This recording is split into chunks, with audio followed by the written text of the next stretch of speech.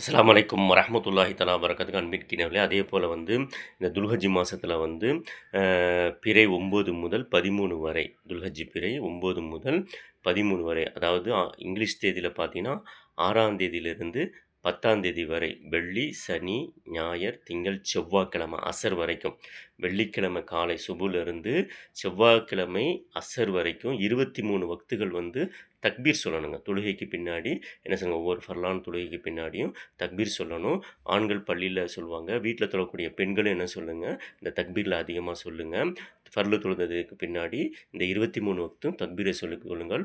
அல்லாஹ் அக்பர், அல்லாஹ் அக்பர், லா இலாஹ இல்லல்லாஹ் வல்லாஹ் அக்பர், அல்லாஹ் அக்பர் வலில்லாஹில் ஹம்து, இந்த தக்பீரை ஓதிக்கொள்ளுங்க. இந்த 23 வக்தும் தக்பீர் ஓதுறது ஒரு சுன்னத்தாக இருக்கிறது. இதுவும் ஒரு நமக்கு நன்மை தரக்கூடியதாக இருக்கிறது.